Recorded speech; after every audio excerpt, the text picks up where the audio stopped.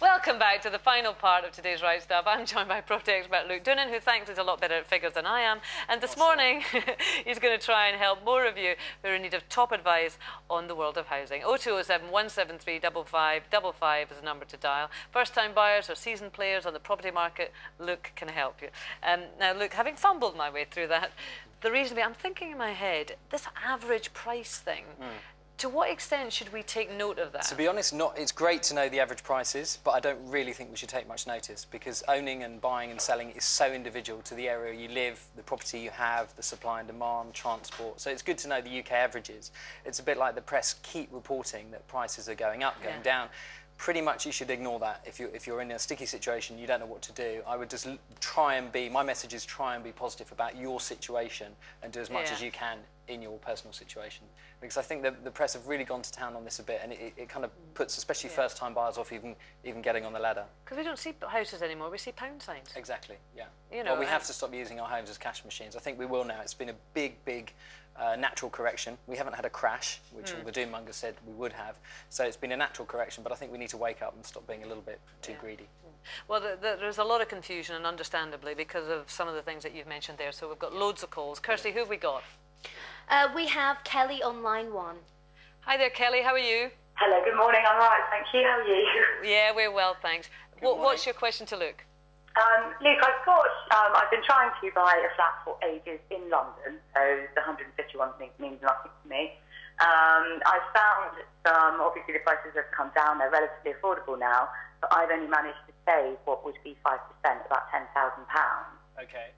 Should I can't get a 95% mortgage. I think the only one I found was 5-year fixed at 7.09, which is ridiculous. Sure. So should I buy the bullet and actually get a bank loan to make up a 10% deposit? I definitely wouldn't, really, to be honest. I think there are going to be some... I know Bath Building Society, I don't know whether you've come across them, they've just brought out a new 95% mortgage for first-time buyers. But what I would do is look on a website, which is, strangely, it's quite a good website for the government. It's housingoptions.co.uk, and there's lots of different options because lots of developers now that are stuck and have empty units are doing deals with local councils and the government. So housingoptions.co.uk is a really good one to have. Is that these shared equity schemes? Yeah, but there's shared ownership, there's all sorts of different schemes. There's probably about 4 or 5 different schemes, and if you're a first-time buyer, they do have some really good options at the moment, really good options. Right, OK. Well, that's good positive advice. So, Kelly, you've maybe got more options than you thought, which is good, because it is very difficult. You get bogged down. Who else have we got, Kirsty? Caroline's in North Wales, and she's on line 3. All right. Hi, Caroline. Good morning. Oh, hello. Hi. What's your situation? We're thinking of relocating in the near future to another part of the country. We own a house in Wrexham at the moment, and what we're thinking of doing is renting our house out and then renting down in South Wales. Okay. I'm just wondering, you know, what the pitfalls of that would be. What would be the best? I guess you're kind of almost going to become an accidental landlord, and I just think if you're going to be moving away from the property you have, it's a really good idea to make sure you have a really, really good agent. It's so important to make sure you have a good agent that's going to look after your property.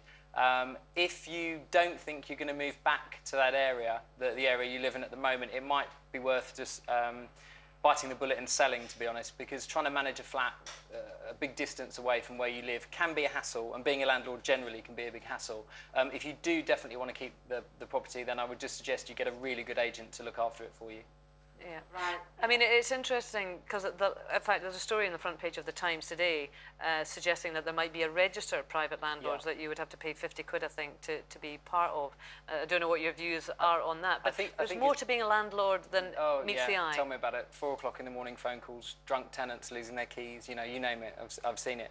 But I think that idea, the government idea, is actually really good. But I think the government really needs to look at the housing market as a whole and change the way we buy, sell and rent and licence things, because they do keep coming up with these ideas like HIPs, home information packs, that haven't really made massive expense but haven't really made a big difference. But I think if they think about it, it's a really good idea. Yeah. Caroline, do you think that you're going to stay in this new location for long? Well, it's quite possible, yes. I mean, it's where we came from originally, before we moved up here. Okay. It's probably a good idea that you're going to rent there, just so you can see where you want to live short term. If there's any chance of you thinking of coming back, obviously keep your house. Otherwise, personally, with the distance, I'd be inclined to sell it, to be honest. It's the worry, really, of what sort of tenants you're going to get. You know, you hear these horror stories, don't you, about homes being trashed and I mean, it's to be honest, it's probably about 2% of the rental market. It's very, very rare. But the distance thing really worries me for landlords that are not around. Yeah, and if you're not a professional landlord, if it's not what you do, and you really want a home to live in and enjoy, then maybe you just don't need that hassle. I've got some great fact sheets on the website, which is propertyexpert.tv, if you want to have a look at those or join and ask me any questions through the website as well. Okay, Caroline, I hope that helps. Good luck with the move and whatever you decide to do. Kirsty, who else have we got on the line? In need of a bigger house is Dee on line 2. Oh, hi, Dee. Hi. You're crowded out in your house, are you? Yeah. So basically, when I bought the house, I was single in 1995. Since then, I've got married, had children, but I'm not working at the moment. If my husband is going to have to buy the next house, his wage varies each week because he's a taxi driver. Right. I'm just really confused by everything that's out there, you know. Okay, I understand. Why do you need a bigger house? Do you have children or? Yeah, I've got 2 young children. Okay, fine. I would probably not look at, I mean, obviously I know you need the space, I probably wouldn't look at moving unless you're in a financial situation that you can, because the worst thing you can do really is to sort of over-mortgage yourself. It's probably a good idea to speak to an independent financial advisor just to see exactly what you can do. Again, if you look at the website, propertyexpert.tv, I'll be able to put you in touch with someone who'll be able to help, a reputable financial agent. I mean, do you think if Dee could manage, she would be better to try to? Yeah, I mean, it's all about quality of lifestyle. I would, if I were you, I would, try and move if you can afford to, but it's all about affordability. Over the past 5-10 years, we've all been moving and upgrading, and a lot of us can't really afford to do it. So for me, you've got to be really sensible with money first, and then see if you can. Yeah, that's the first priority. Yeah. Dee, thanks for that. I hope that helps. You see so much conflicting reports in the press. We said that at the beginning. Yeah.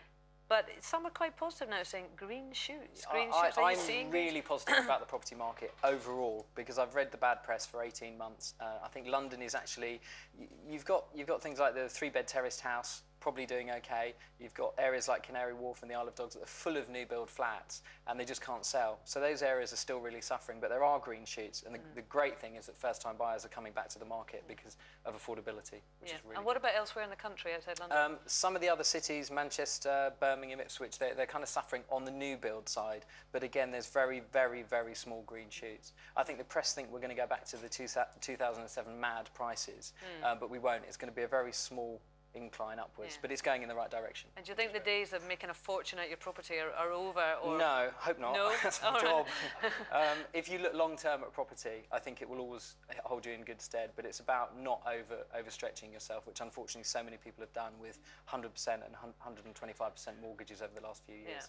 Yeah, so we will just be chastened but move ahead. Let's all be sensible and positive and don't read the press. I'm all for being sensible. Look, thank you very much. Pleasure. We are out of time, I'm afraid. That means no more of your calls. A huge thank you to everyone who rang in this morning. I hope we were of service and you find the house you want. If you want any more of Luke's advice, take a look at his website. That's www.propertyexpert.tv.